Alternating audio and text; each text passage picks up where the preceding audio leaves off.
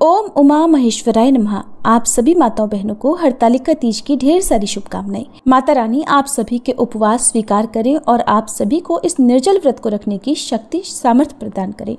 हर साल भाद्रपद मास के शुक्ल पक्ष की तृतीया तिथि को हरतालिका तीज मनाई जाती है, जो कि सबसे बड़ी तीज होती है। और इस व्रत को सबसे पहले माता पार्वती ने भगवान शिव को पति रूप में प्राप्त करने के लिए किया था। इस बार साल 2025 में 26 अगस्त मंगलवार के दिन हरतालिका तीज का व्रत रहेगा। तृतीया तिथि प्रारंभ होगी 25 अगस्त को दोपहर 12:34 से, जिसकी समाप्ति 26 अगस्त को दोपहर 1:54 पर होगी। हरतालिका तीज की पूजा का शुभ मुहूर्त, जो कि सुबह का मुहूर्त होगा, वो सुबह 5:56 से 8:31 तक रहेगा। इस दिन साथ योग दोपहर 12:08 तक रहेगा, जो कि ब्रह्म मुहूर्त में भी विराजमान रहेगा। और उसके बाद में शुभ योग सारा दिन रहने वाला है। इसलिए इस बार हरतालिका तीज का जो व्रत है वो बहुत ही शुभ दिन में रखा जाएगा। हरतालिका तीज की पूजा का शाम का शुभ मुहूर्त, जो कि प्रदोष काल का मुहूर्त रहेगा, शाम 6:01 से 7:31 तक रहेगा। और इस दिन ब्रह्म मुहूर्त सुबह 4:35 से 5:23 तक रहेगा। और सूर्योदय होगा सुबह 6:11 पर। हरतालिका तीज का पारण अगले दिन किया जाता है, जिसमें अगले दिन ही सुबह सूर्योदय होने पर भगवान शिव की और माता पार्वती की पूजा करके फिर जल या अन्न ग्रहण किया जाता है। तो 27 अगस्त बुधवार को सुबह 6:11 से 8:50 के बीच में आप व्रत का पारणा कर सकती हैं। ये दिन पूजा करते समय भगवान शिव के इन मंत्रों का जाप करें। मंत्र है ओम नमः शिवाय, ओम हराय नमः, ओम महेश्वराय नमः, ओम शंभवे नमः, ओम शूलपाणये नमः, ओम पिनाक वृषे नमः, ओम पशुपतये नमः। माता पार्वती के मंत्र हैं ओम शिवाय नमः, ओम उमाय नमः, ओम पार्वत्ये नमः, ओम जगद्धात्रे नमः, ओम जगत प्रतिष्ठाय नमः और ओम शांति रूपिण्ये नमः। इन मंत्रों का जाप आप माता पार्वती को श्रृंगार की सामग्री अर्पित करते समय भी कर सकती हैं। हरतालिका तीज का व्रत भगवान शिव और माता पार्वती के अटूट रिश्तों को ध्यान में रखकर किया जाता है। इस दिन महिलाएं 16 श्रृंगार करके पूजा करती हैं और अखंड सौभाग्य का आशीर्वाद प्राप्त करती हैं। इसके बाद हरतालिका तीज की कथा सुनती हैं। हरतालिका तीज की कथा सुनने और पढ़ने मात्र से ही भगवान शिव और माता पार्वती का आशीर्वाद मिल जाता है। सुख शांति और समृद्धि में वृद्धि होती है। ये कथा बहुत ही पवित्र मानी जाती है, इसलिए इस दिन हरतालिका तीज की कथा अवश्य पढ़नी या सुननी चाहिए। हरतालिका तीज के व्रत से जुड़ी मान्यता ये है कि तीज का व्रत करने वाली स्त्रियां पार्वती जी के समान ही सुखपूर्वक पतिरमण करके शिवलोक को जाती हैं। सौभाग्यवती स्त्रियां अपने सुहाग को अखंड बनाए रखने और अविवाहित युवतियां अपने मन के अनुसार वर पाने के लिए हरतालिका तीज का व्रत करती हैं।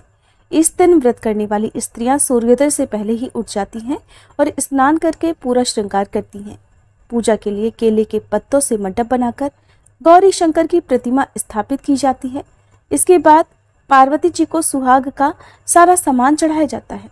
रात में भजन कीर्तन करते हुए जागरण करके 3 बार आरती की जाती है और भगवान शिव और देवी पार्वती के विवाह की कथा सुनी जाती है। इस व्रत के व्रती को रात में सोना निषेध होता है। इसके लिए उसे रात में भजन कीर्तन के साथ रात्रि जागरण करना पड़ता है।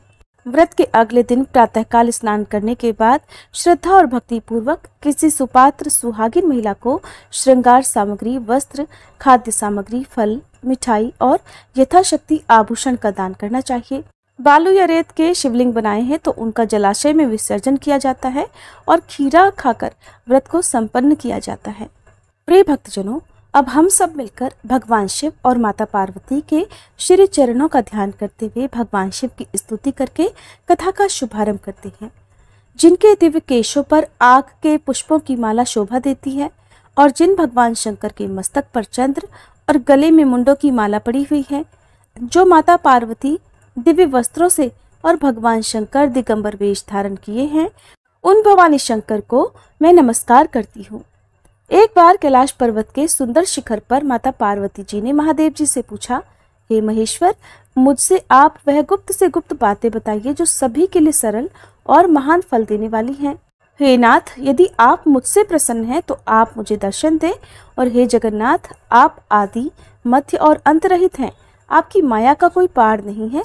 आपको मैंने किस भांति प्राप्त किया, कौन से व्रत तप या दान के पुण्य फल से आप मुझको वर रूप में मिले। तब महादेव जी कहने लगे, हे देवी, मैं आपके सामने उस व्रत के बारे में कहता हूँ जो परम गुप्त है। जैसे तारागणों में चंद्रमा और ग्रहों में सूर्य, वर्णों में ब्राह्मण, देवताओं में गंगा, पुराणों में महाभारत, वेदों में साम और इंद्रियों में मन श्रेष्ठ है, वैसे ही पुराण और वेद सब में इसका वर्णन आया है, जिसके प्रभाव से तुमको मेरा आधा आसन प्राप्त हुआ है। हे प्रिय, उसी का मैं तुमसे वर्णन करता हूँ, सुनो। भादो मास के शुक्ल पक्ष की हस्त नक्षत्र के दिन इस व्रत का अनुष्ठान मात्र करने से सभी पापों का नाश हो जाता है। तुमने पहले हिमालय पर्वत पर इसी महान व्रत को किया था, जो अब मैं तुम्हें सुनाता हूँ, ध्यानपूर्वक सुनो। तब पार्वती जी बोली, हे प्रभु, इस व्रत को मैंने किस लिए किया था ये मुझे सुनने की इच्छा है, सो कृपा करके कहिए। तब शंकर जी बोले, आर्यावर्त में हिमालय नामक एक महान पर्वत है, जहाँ अनेक प्रकार की भूमि अनेक प्रकार के वृक्षों से सुशोभित है, जो सदैव बर्फ से ढके हुए और गंगा जी की कलकल ध्वनि से शब्दायमान रहता है। हे पार्वती जी, तुमने बाल्यकाल में उसी स्थान पर परम तप किया था और 12 वर्ष तक के महीने में जल में रहकर और वैशाख मास में अग्नि में प्रवेश करके तप किया। सावन के महीने में बाहर खुले में निवास कर अन्न त्याग कर तुम तपस्या करती रही। तुम्हारे उस कष्ट को देखकर तुम्हारे पिता को बड़ी चिंता हुई। चिंता में वह सोचने लगे कि मैं अपनी इस कन्या का विवाह किससे करूं। एक दिन देवर्षि नारद जी वहां आए और देवर्षि नारद ने तुम शैलपुत्री को देखा। तुम्हारे पिता हिमालय ने देवर्षि को अर्घ्य पाद्य आसन देकर सम्मान सहित बिठाया और कहा, हे मुनीश्वर, आपने यहाँ तक आने का कष्ट कैसे किया, कहिए क्या आज्ञा है। तब नारद जी बोले, हे गिरिराज, मैं श्री विष्णु भगवान का भेजा हुआ यहाँ आया हूँ, आप मेरी बात सुनो। आप अपनी कन्या को उत्तम वर को दान करो। ब्रह्मा, इंद्र, शिव आदि देवताओं में विष्णु भगवान के समान कोई भी उत्तम नहीं है, इसलिए मेरे मत से आप अपनी कन्या का दान भगवान विष्णु को ही दे दें। हिमालय बोले, यदि भगवान वासुदेव स्वयं ही कन्या को ग्रहण करना चाहते हैं और इस कार्य के लिए ही आपका यहाँ आगमन हुआ है, तब तो ये मेरे लिए अत्यंत गौरव की बात है। मैं अवश्य ही अपनी कन्या उन्हें दूंगा। हिमालय का यह आश्वासन सुनते ही देवर्षि नारद आकाश में अंतर्ध्यान हो गए और भगवान श्री विष्णु के पास पहुंचे। नारद जी ने हाथ जोड़कर भगवान विष्णु से कहा, प्रभु, आपका विवाह कार्य निश्चित हो गया है। इधर हिमालय ने पार्वती जी से प्रसन्नता पूर्वक कहा, हे पुत्री, मैंने तुमको गरुड़ध्वज भगवान विष्णु को अर्पण कर दिया है। पिता के इन वाक्यों को सुनते ही देवी पार्वती जी अपनी सहेली के घर गईं और पृथ्वी पर गिरकर अत्यंत दुखी होकर विलाप करने लगी। उनको विलाप करते हुए देखकर सखी बोली, हे देवी, तुम किस कारण से दुखी हो, मुझे बताओ, मैं अवश्य ही तुम्हारी इच्छा पूरी करूंगी। तब पार्वती जी बोली, हे सखी, सुनो, मेरे जो मन की अभिलाषा है सुनाती हूँ। मैं महादेव जी को वरण करना चाहती हूँ। मेरे इस कार्य को पिताजी ने बिगाड़ना चाहा है, इसलिए मैं निस्संदेह इस शरीर का त्याग करूंगी। पार्वती जी के इन वचनों को सुनकर सखी ने कहा, हे देवी, जिस वन को तुम्हारे पिताजी ने ना देखा हो तुम वहां चली जाओ। भगवान शंकर कहते हैं, तब देवी पार्वती अपनी सखी का यह वचन सुनकर ऐसे ही तुम वन को चली गई। पिता हिमालय ने इधर तुमको घर पर ना पाकर सोचा कि मेरी पुत्री को कोई देव, दानव अथवा किन्नर हरण करके ले गया है, और मैंने तो नारद जी को वचन दे दिया था कि मैं अपनी पुत्री का विवाह भगवान विष्णु के साथ करूंगा। हाय, अब ये कैसे पूरा होगा। ऐसा सोचकर वे बहुत चिंतातुर होकर मूर्छित हो गए। तब सब लोग हाहाकार करते हुए दौड़े और मूर्छा दूर होने पर गिरिराज से बोले कि हमें आप अपनी मूर्छा का कारण बताओ। हिमालय बोले, मेरे दुख का कारण ये है कि मेरी रत्न रूपी कन्या को कोई हरण करके ले गया, या सांप ने काट लिया, या किसी सिंह ने मार डाला। वो न जाने कहाँ चली गई, या उसे किसी राक्षस ने मार डाला है। इस प्रकार कहकर गिरिराज दुखी होकर ऐसे कांपने लगे जैसे तेज वायु के चलने पर कोई वृक्ष कांपता है। इसके बाद हे पार्वती, तुम्हें गिरिराज साथियों सहित घने जंगल में ढूंढने निकले। तुम भी सखी के साथ भयानक जंगल में घूमती हुई एक वन में एक नदी के तट पर गुफा में पहुंच गई। उस गुफा में तुम अपनी सखी के साथ प्रवेश कर गई, जहां तुम अन्न जल का त्याग करके बालू का लिंग बनाकर मेरी आराधना करती रही। उस समय पर भाद्रपद मास की हस्त नक्षत्र युक्त तृतीया के दिन तुमने मेरा विधि विधान से पूजन किया और रात्रि को गीत गायन करते हुए जागरण किया। तुम्हारे उस महाव्रत के प्रभाव से मेरा आसन डोलने लगा। मैं उसी स्थान पर आ गया जहाँ तुम और तुम्हारी सखी दोनों थी।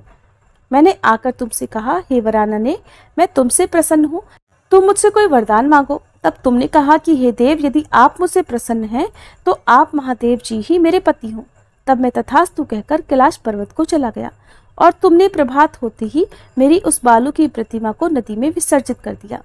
हे शुभे, तुमने वहां अपनी सखी सहित व्रत का परायण किया। इतने में तुम्हारे पिता हिमवान भी तुम्हें ढूंढते ढूंढते उसी घने वन में आ पहुंचे। उस समय उन्होंने नदी के तट पर 2 कन्याओं को देखा तो ये तुम्हारे पास आ गए और तुम्हें हृदय से लगाकर रोने लगे। फिर बोले, हे पुत्री, तुम इस सिंह व्याघ्र आदि युक्त घने जंगल में क्यों चली आई? तब तुमने कहा, हे पिता, मैंने पहले ही अपना शरीर शंकर जी को समर्पित कर दिया था, लेकिन आपने नारद जी को कुछ और ही वचन दे दिया, इसलिए मैं महल से चली आई। ऐसा सुनकर हिमवान ने तुमसे कहा कि मैं तुम्हारी इच्छा के विरुद्ध ये कार्य नहीं करूंगा। तब वे तुम्हें लेकर घर को आए और फिर तुम्हारा विवाह मेरे साथ कर दिया। हे देवी, उसी व्रत के पुण्य प्रभाव से तुमको मेरा अर्धासन प्राप्त हुआ है। इस व्रतराज को मैंने अभी तक किसी के सम्मुख वर्णन नहीं किया है। हे देवी, अब मैं तुम्हें बताता हूँ कि इस व्रत का ये नाम क्यों पड़ा। तुमको सखी हरण करके ले गई थी, इसलिए हरतालिका नाम पड़ा। पार्वती जी बोली, हे स्वामी, आपने इस व्रतराज का नाम तो बता दिया, लेकिन मुझसे इसकी विधि और फल भी बताइए कि इसके करने से किस फल की प्राप्ति होती है। तब भगवान शंकर जी बोले, सौभाग्य की इच्छा रखने वाली महिलाओं को ये व्रत पूरे विधि विधान के साथ करना चाहिए। व्रत में केले के खंबे से मंडप बनाकर उसे बंधनवारों से सुशोभित करें। उसमें तरह तरह के रंगों से युक्त रेशमी वस्त्र की चांदनी ऊपर तान दें। चंदन आदि सुगंधित द्रव्यों का लेपन करके महिलाएं एकत्रित हों। शंख, भेरी, मृदंग, घंटे, घड़ियाल आदि बजाएं। विधि पूर्वक मंगलाचार करके श्री गौरी शंकर की बालू निर्मित प्रतिमा स्थापित करें। फिर भगवान शिव पार्वती जी का गंध, धूप, पुष्प, दीप आदि से विधि पूर्वक पूजन करें। अनेक नैवेद्यों का भोग लगाएं और रात्रि को जागरण करें। नारियल, सुपारी, जवारी, नींबू, लौंग, अनार, नारंगी आदि ऋतु फलों और फूलों को एकत्रित करके धूप, दीप आदि से पूजन करके कहें, हे कल्याण स्वरूप शिव, हे मंगल स्वरूप शिव, हे मंगल रूप महेश्वरी, हे शिवे, सब कामनाओं को देने वाली देवी, कल्याण रूप आपको नमस्कार है। कल्याण स्वरूप माता पार्वती, हम आपको नमस्कार करते हैं। भगवान शंकर को सदैव नमस्कार करते हैं। हे ब्रह्म रूपिणी, जगत का पालन करने वाली माँ, आपको नमस्कार है। हे सिंहवाहिनी, मैं सांसारिक भय से व्याकुल हूँ, आप मेरी रक्षा करो। हे महेश्वरी, मैंने इसी अभिलाषा से आपका पूजन किया है। हे देवी, आप मेरे ऊपर प्रसन्न होकर मुझे सुख और सौभाग्य प्रदान कीजिए। इस प्रकार के शब्दों द्वारा उमा सहित शंकर जी का पूजन करें। विधि पूर्वक कथा सुनकर गौ, वस्त्र, आभूषण आदि ब्राह्मणों को दान करें।